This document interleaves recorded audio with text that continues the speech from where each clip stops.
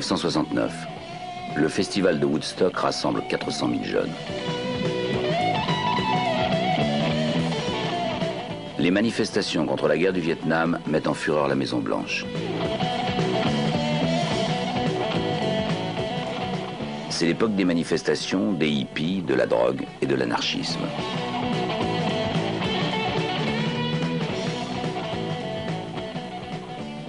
Dans les collines d'Hollywood, tôt le matin du samedi 9 août, la domestique entre, comme tous les jours, dans une maison de Cielo Drive, qui a appartenu autrefois à Gary Grant, puis à Terry Melcher. Elle s'enfuit chez un voisin en hurlant « Au meurtre, mort, cadavre, du sang ».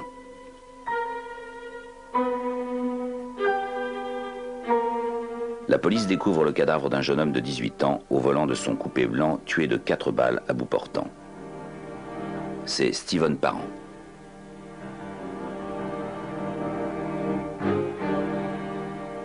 Sur la pelouse, devant la maison, il trouve le corps d'Abigail Folger, riche héritière transpercée de multiples coups de couteau. Elle a perdu tant de sang que sa chemise de nuit blanche paraît rouge. Près de la porte d'entrée gît le corps de son petit ami, Wojtek Frygowski, écrivain, producteur et dealer atteint de 2 balles dans le dos, poignardé 51 fois et frappé à la tête de 13 coups de crosse.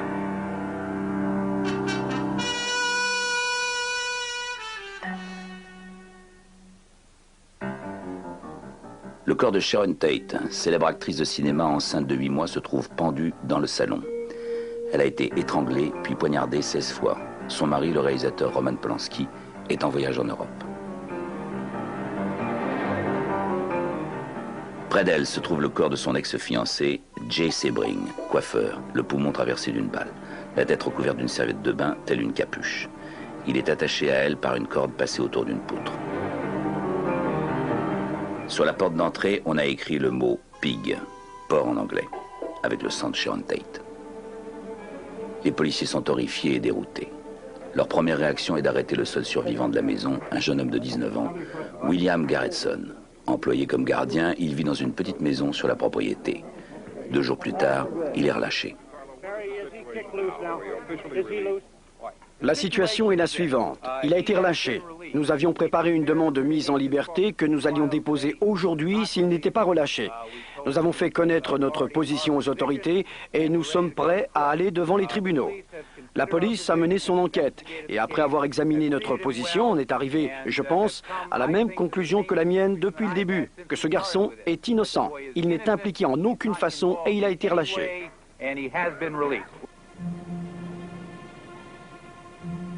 Le lendemain des meurtres de Cielo Drive, à 25 km de là, la police découvre 2 nouveaux cadavres. Leno LaBianca, riche propriétaire de supermarché, a été tué de plusieurs coups de couteau dans sa villa de style hispanique près de Griffith Park. Sa femme, Rosemary, a été poignardée puis étranglée avec un fil électrique. Le mot « war », guerre en anglais, a été taillé sur la poitrine de LaBianca. Une fourchette est plantée dans son ventre, il a la tête recouverte d'une tête d'oreiller. Sur les murs du salon, on a écrit « Death to pigs », mort au porc. Rien n'a été volé.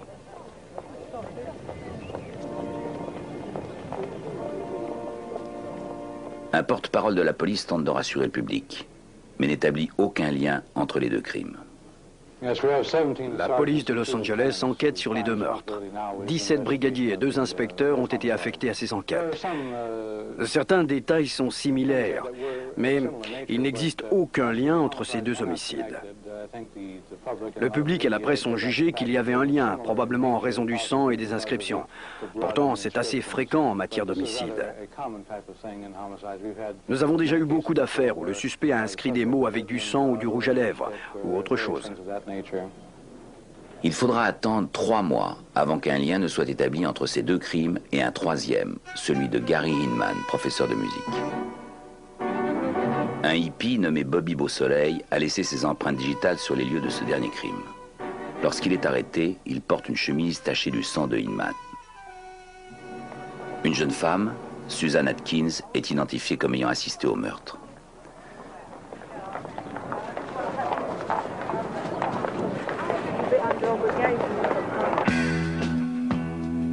Elle fait partie d'un groupe de hippies arrêtés lors d'une descente de police dans une communauté installée dans un vieux ranch.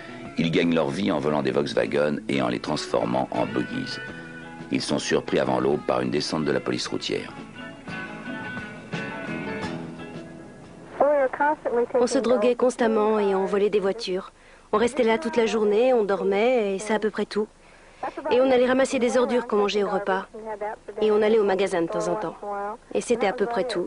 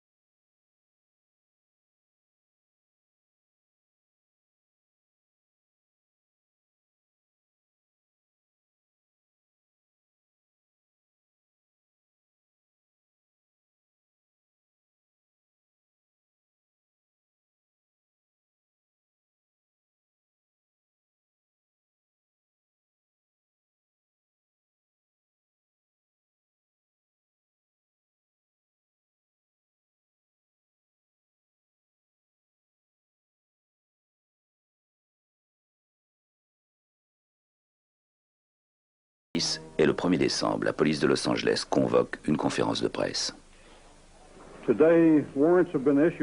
Aujourd'hui, des mandats d'arrêt ont été lancés contre 3 individus pour les meurtres de Sharon Tate, Abigail Folger, Frykowski, Stephen Parent et Thomas John Sebring.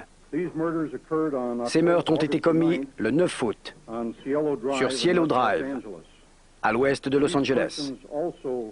Ces personnes sont également impliquées dans les meurtres de Rosemary LaBianca et de Leno LaBianca, président de Gateway Markets à Hollywood. Cet homicide a eu lieu le lendemain, le 10 août 1969. 4 ou 5 autres personnes seront désignées dans des actes d'accusation qui seront présentés auprès du grand jury du comté de Los Angeles. Les personnes contre lesquelles des mandats ont été lancés sont Charles Watson, 24 ans, actuellement en détention à McKinney, Texas. Patricia Krenwinkel et Linda Kasabian, toujours en liberté. L'information obtenue durant l'instruction des 2 enquêtes distinctes, Tate et LaBianca, a conduit les inspecteurs à la conclusion que dans les 2 cas, les crimes ont été commis par les mêmes personnes. Linda Kasabian se transforme en témoin à charge, ce qui conduit à l'arrestation de 3 autres membres de la famille. Ce sont Leslie Van Houten, dite Lulu, 20 ans, Steve Grogan, 17 ans, et son chef, Charles Manson. Né il y a 35 ans de père inconnu, il est le fils d'une prostituée. Sa mère étant souvent en prison, Charles grandit dans des orphelinats et séjourne régulièrement dans des maisons de redressement et des prisons pour cambriolage, vol de voitures, contrefaçon et proxénétisme. Le jour de sa libération du pénitencier de Californie, il a passé plus de la moitié de sa vie derrière les barreaux. Il implore qu'on lui permette d'y rester. « C'est mon seul foyer », dit-il aux autorités. « Je ne sais pas si je pourrais m'en tirer dehors. »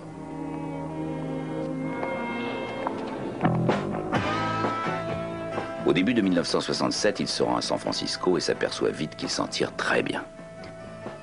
La ville est devenue la capitale d'une nouvelle culture. Planer et vivre en marge sont les nouveaux mots d'ordre. La marijuana et les drogues hallucinogènes sont partout.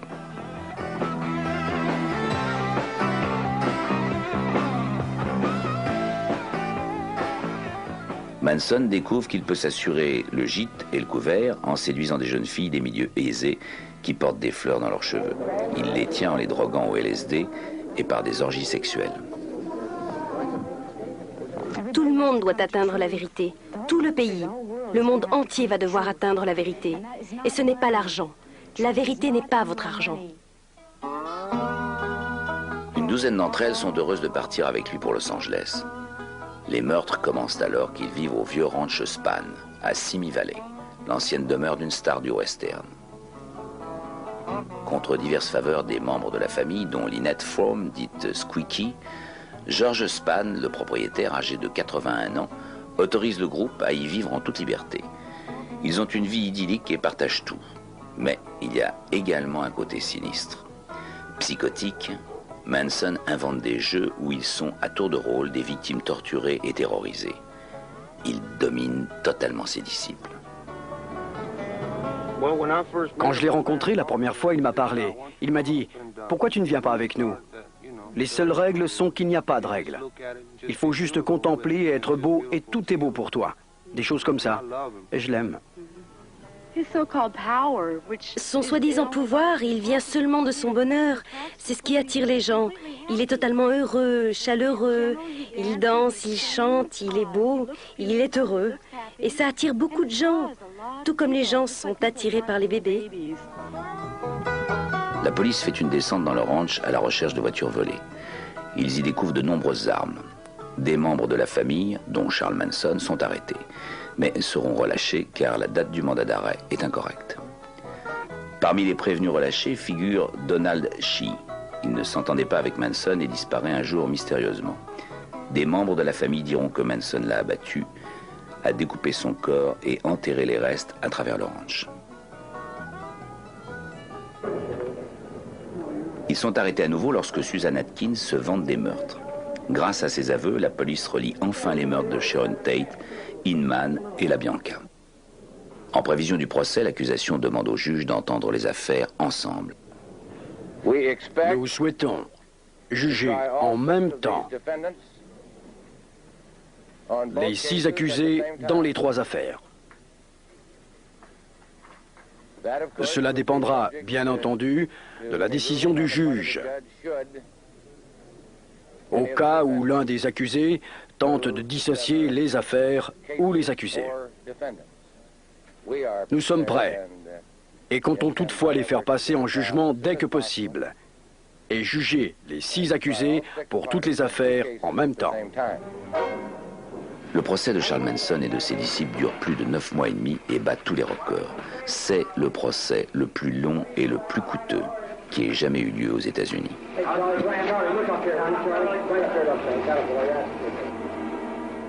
Les membres de la famille Manson soutiennent unanimement leur gourou.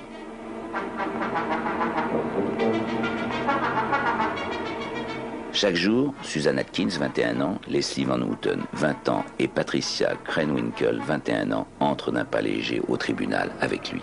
La défense s'interroge. Bien sûr, nous avons des doutes. Charles Manson est un homme étonnant à bien des égards. Et je ne suis pas convaincu qu'un avocat désigné par le tribunal sera assez persuasif pour lui faire accepter les choix du juge Keene dans cette affaire. Je ne veux pas cette affaire à tout prix. J'aimerais m'en charger et je pense qu'elle est intéressante. Comme je l'ai dit, 2 équipes différentes d'avocats ont discuté avec Manson et Manson a demandé si j'accepterais de le défendre. Je suis venu le voir pour cette raison, seulement pour cette raison. Parfois, les 3 jeunes filles chantent comme des écolières sur le chemin du tribunal afin de montrer leur solidarité avec Manson.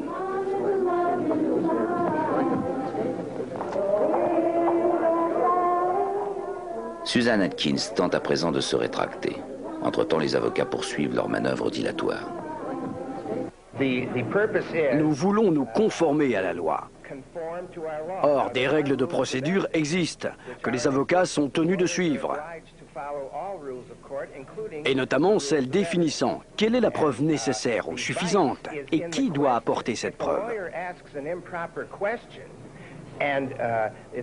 Si un avocat pose une question dont la réponse ne doit pas être fournie au tribunal et au jury, la partie adverse doit alors s'opposer à ce que la réponse soit fournie. L'avocat de l'accusation, Vincent Bugliosi, est confiant. La défense peut prétendre ce qu'elle veut. Je suis sûr qu'elle va avancer toutes sortes de preuves et de réclamations pendant le procès, mais il n'est pas sûr qu'ils seront entendus ou crus. Lorsqu'on lui demande de commenter les rumeurs selon lesquelles le témoignage d'Atkins pourrait être mis en doute parce qu'elle a pu prendre du LSD, il doute des chances de succès de cette tactique de défense. Il est fréquent et habituel que la défense attaque la crédibilité de chaque témoin, et en particulier d'un témoin principal par tout moyen à sa portée. Je ne m'attends pas à des problèmes en ce qui concerne le LSD. Que quelqu'un prenne du LSD ne veut pas nécessairement dire que par la suite, il sera dans l'impossibilité de dire la vérité sur quoi que ce soit. C'est tout à fait ridicule.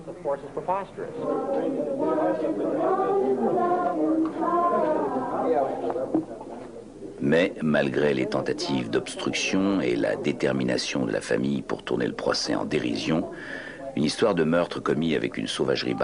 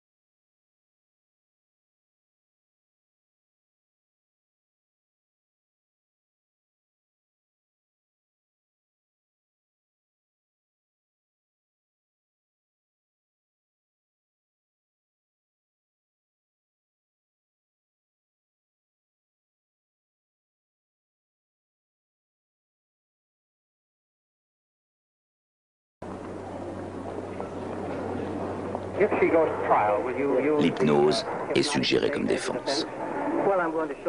Je vais démontrer qu'elle n'était pas dans son état normal.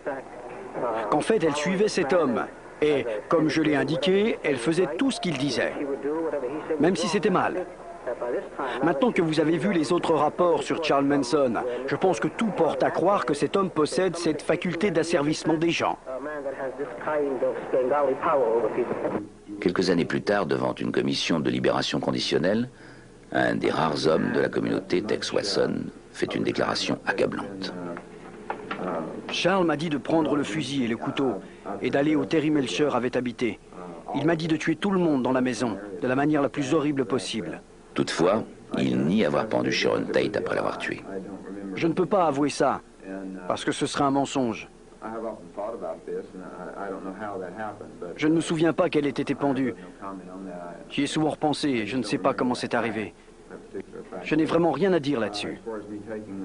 Je ne me rappelle tout simplement pas ce fait en particulier. Quant à dire que c'est moi qui commandais, j'étais le seul homme présent. Je ne me considérais pas comme un leader, mais plutôt comme un disciple de Charles Manson. Et j'exécutais ses ordres. Comment Manson a réussi à établir cette domination est une question essentielle, tout comme sa santé mentale. Tout va bien, tout va bien. Lui, il s'est encore ridiculisé. Il n'a aucune raison de mettre en doute ma santé mentale. La question de la santé mentale de Manson domine le procès. Parmi les témoins à charge, il y a la domestique qui a découvert les meurtres de la maison de Sharon Tate et le gardien, auquel la presse s'intéresse. Le chien a aboyé pendant la nuit, mais vous n'y avez pas prêté attention. Non. Comment expliquez-vous le fait qu'il y ait eu tant de coups de feu et de cris et que vous n'avez rien entendu? Je ne sais pas. Vous écoutiez de la musique à ce moment-là. Oui, oui. Le jury délibère 10 jours avant de prononcer un verdict.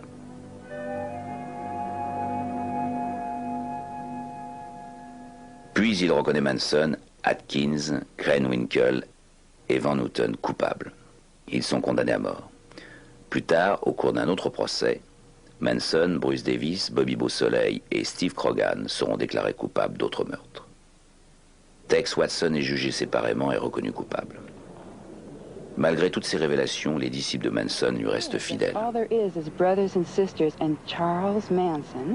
Ce sont seulement des frères et sœurs, et Charles Manson est votre frère. Et plusieurs de vos sœurs sont en prison. Beaucoup d'innocents sont crucifiés. Lynette Fromm, chef de la famille en l'absence de Manson, est son porte-parole. Je n'ai pas le droit d'avoir des livres de droit dans ma cellule. La bibliothèque de droit de la prison est totalement inadéquate pour des recherches juridiques. Je ne suis pas autorisée à avoir un téléphone à mon nom. Je ne peux pas recevoir d'appels. Mon travail juridique est constamment surveillé par le shérif. Plusieurs années après, Lynette tentera d'assassiner le président Gerald Ford et sera condamnée à la prison à vie. Les membres de la famille échappent à l'exécution lorsque la Californie abolit la peine de mort en 1972. Condamné à perpétuité, Tex Watson semble s'être repenti. Il se bat sans succès pour obtenir sa liberté conditionnelle. Je dois vivre tous les jours avec ce que j'ai fait, tout comme les familles des victimes. Je ressens beaucoup d'amertume, une profonde hostilité et de l'indignation envers ce que j'ai fait. Malgré son apparence élégante, l'appel de Susan Atkins en faveur d'une libération conditionnelle est rejeté. Elle est déclarée inapte à vivre en société. Vous avez été reconnu coupable d'un crime particulièrement odieux. Et nous estimons que vous ne pouvez bénéficier pour le moment d'une libération conditionnelle.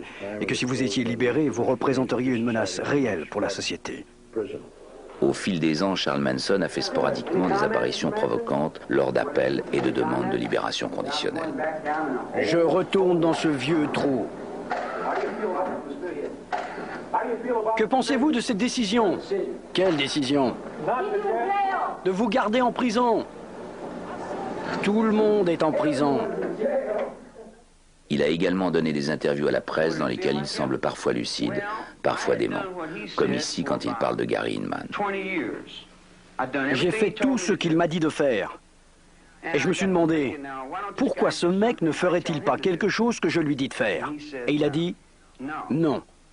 J'ai dit, comment ça se fait que je fais toujours ce que tu me dis de faire, mais que tu ne fais jamais ce que je te dis de faire? Et il a dit, blablabla, blablabla. Alors j'ai dit, eh bien maintenant tu fais ce que je te dis. Et il a dit, non. J'ai dit, tu vas faire exactement ce que je te dis.